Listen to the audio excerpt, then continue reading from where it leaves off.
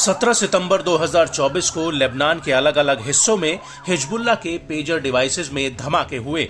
इन धमाकों में 12 लोगों की जान चली गई और करीब 3000 लोग घायल हुए हैं।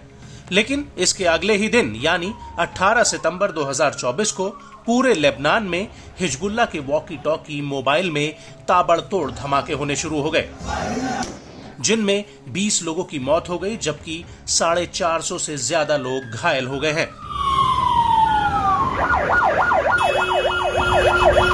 और हिजबुल्लाह के इतिहास में यह पहली बार है जब लेबनान में इतने बड़े स्तर पर ताबड़तोड़ धमाके हुए हों।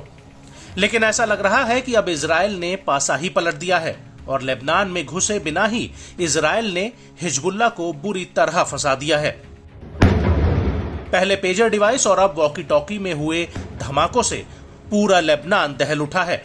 आम जनता में इतनी बदहवासी है कि उन्हें यह समझ नहीं आ रहा कि उनके पास रखी कौन सी इलेक्ट्रॉनिक वस्तु बम है या नहीं। हालांकि इजराइल ने आधिकारिक रूप से इस हमले पर कुछ नहीं कहा है, लेकिन सूत्रों का कहना है कि इन धमाकों के पीछे इजराइल की खुफिया एजेंसी मोसाद का हाथ है।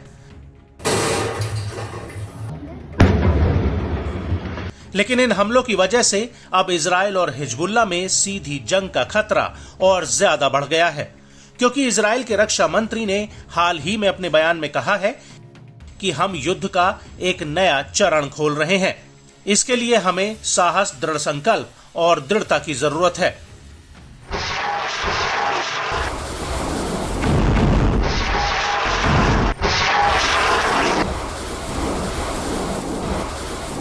वहीं वॉकी टॉकी में हुए धमाकों को लेकर अब एक बहुत बड़ा खुलासा हुआ है। दरअसल जो वॉकी टॉकी फटे हैं उन पर जापानी कंपनी ICOM 6208T का लोगो दिख रहा है।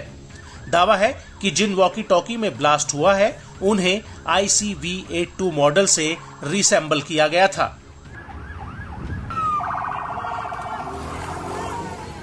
हालांकि जापानी कंपनी ICOM का कहना है कि हम इस बात की जांच कर रहे हैं कि लेबनान में जिन दो तरफा रेडियो डिवाइसेस में धमाके हुए हैं वो हमारे हैं या नहीं।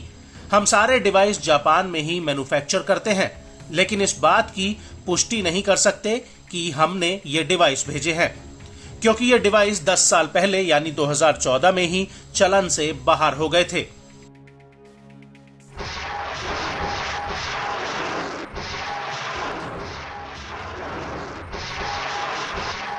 आपको बता दें कि कंपनी का कहना है कि वो विदेशों में सिर्फ अधिकृत डिस्ट्रीब्यूटर्स के जरिए ही अपने प्रोडक्ट्स बेचती है। कंपनी का ये भी दावा है कि उसने कुछ महीनों पहले मार्केट में चल रहे उन डुप्लीकेट प्रोडक्ट्स को लेकर चेतावनी दी थी जिन्हें कंपनी ने चलन से बाहर कर दिया था। आपको बता दें कि जिन वॉकी टॉकी में धमाका हुआ है वो हिजबुल्लाह ने 5 महीने पहले ही ऑर्डर किए थे। वहीं इजराइल ने इन डिवाइसेस को लेबनान पहुंचने से पहले ही इनमें विस्फोटक फिट कर दिया था।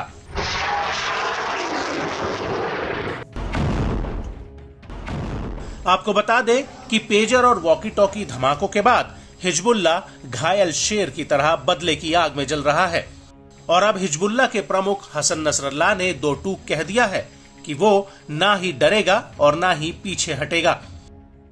नसरल्लाह ने अपने एक बयान में कहा कि हम यहूदी दुश्मन से यही कहेंगे कि हम ना तो डरेंगे और ना ही पीछे हटेंगे। हम दुश्मन के सभी सैन्य कमांडरों को चेतावनी देते हैं कि प्रतिरोध तैयार है। हर किसी को यह सुनिश्चित करना चाहिए कि प्रतिरोध का पलड़ा भारी रहे और वो दुश्मन पर भारी प्रहार कर सके। हम इस आतंकवादी घटना का जवाब जरूर देंगे।